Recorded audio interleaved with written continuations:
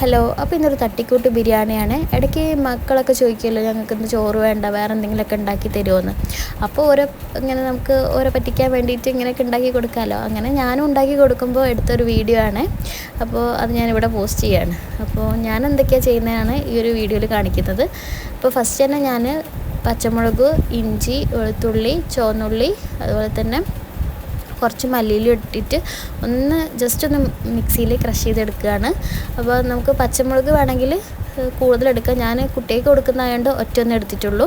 അപ്പോൾ അതവിടെ മാറ്റി വെച്ച് പിന്നെ ഞാൻ കുക്കറിൽ കുറച്ച് നെയ്യ് ഒഴിച്ചിട്ട് അതിൽ നമ്മൾ അണ്ടിപ്പരിപ്പും മുന്തിരിയും ഒന്ന് വറുത്ത് കോരി അതിന് ശേഷം ആ ഒരു ഇതിലേക്ക് തന്നെ കുറച്ചും കൂടി വെളിച്ചെണ്ണയും കൂട്ടി ചേർത്തിട്ട് അതിലേക്ക് ഒരു 2 ഉള്ളി എടുത്തിട്ടുണ്ടാവും, വെല്ലുള്ളി. അത് നന്നായിട്ട് വഴച്ചെടുക്കുകയാണ്. അതിലേക്ക് കുറച്ച് ഉപ്പും കൂടി ചേർത്താൽ വേഗം വഴച്ച് കിട്ടുമല്ലോ, അങ്ങനെ അത് ചേർത്തിട്ടുണ്ടായിരുന്നു.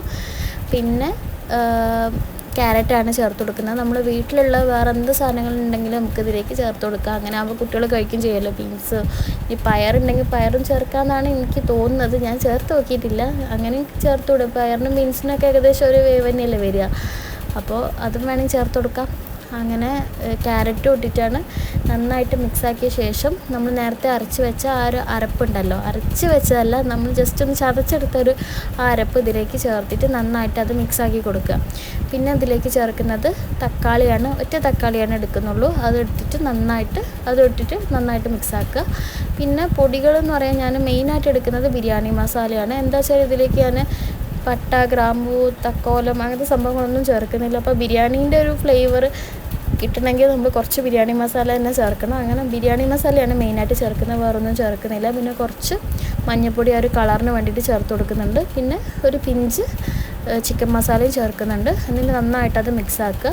അതിന് മുന്നേ ഞാൻ കൈമ അരിയാണ് എടുത്തിരിക്കുന്നത്. അത് നന്നായിട്ട് കഴുകിയിട്ട് 20 മിനിറ്റ് അവിടെ മാറ്റി വെച്ചിട്ടുണ്ടായിരുന്നു. പിന്നെ ആ ഒരു അരി മാറ്റി വെച്ച അരിയും കൂടി ഇതിലേക്ക് ഇട്ടിട്ട് നന്നായിട്ട് മിക്സാക്കി കൊടുക്കുന്നുണ്ട്. ഈ ഒരു സമയത്ത് വേണമെങ്കിൽ കുറച്ച് തൈരും കൂടി ചേർക്കാം.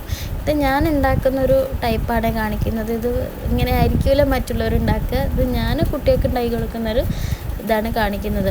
അങ്ങനെ നന്നായിട്ടത് മിക്സാക്കിയതിന് ശേഷം വെള്ളം എടുക്കുന്നത് ഞാൻ 2 ഗ്ലാസ് അരിക്ക് 3.5 ഗ്ലാസ് വെള്ളമാണ് കുക്കറിലേക്ക് ഒഴിച്ചു കൊടുക്കുന്നത്. അങ്ങനെ അതും ഇട്ടിട്ട് നന്നായിട്ട് മിക്സാക്കി നല്ലോണം ഇളക്കുക. എന്നിട്ട് കുക്കറിൽ ഹൈ ഫ്ലെയിമിൽ 2 വിസിലാണ്. അത് പെട്ടെന്ന് വരുമല്ലോ. പെട്ടെന്ന് വന്നതിന് ശേഷം അത് അപ്പം തന്നെ ഒന്ന് ഓഫാക്കിയിടുക. പിന്നെ അതിന് മൊത്തം ചൂടും പോയിട്ട് മാത്രം ഇതാക്കുക. അപ്പോഴത്തേക്ക് തന്നെ ഇതെല്ലാം സെറ്റായിട്ടുണ്ടാവും. ഈ ഒരു ബിരിയാണിക്ക് പണിയുള്ളൂ. അപ്പോൾ അതവിടെ സെറ്റായി. പിന്നെ അതിലേക്ക് സാലഡ് ഉണ്ടാക്കുകയാണ്. അതിലേക്ക് വെല്ലുള്ളിയും പിന്നെ കക്കിരിക്കയും ക്യാരറ്റും നന്നായിട്ട് തൈര് ഉപയോഗിച്ചിട്ട് നന്നായിട്ട് അത് മിക്സാക്കിയിട്ടുണ്ട്. കുറച്ച് മല്ലിയില ഇട്ടിട്ടുണ്ട്.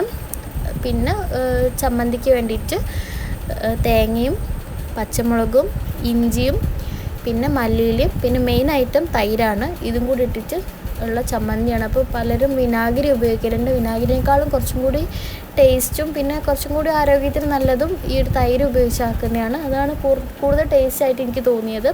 പിന്നെ മുട്ട പുഴുങ്ങാൻ വെച്ചിട്ടുണ്ടായിരുന്നു. അത് നടുകീറിയിട്ട് ഒരു പാനിൽ വെളിച്ചെണ്ണ ഒഴിച്ചിട്ട് അതിലേക്ക് കുറച്ച് മുളക് പൊടി, മഞ്ഞൾപ്പൊടി, ഉപ്പ് ഇട്ടിട്ട് സ്പ്രെഡാക്കിയതിന് ശേഷം ഈ മുട്ട അപ്പുറം തിരിച്ചും മറിച്ച് വെച്ച് കൊടുക്കുക ചെയ്തത്. അപ്പോൾ നമ്മൾ ബിരിയാണി സെറ്റാക്കി.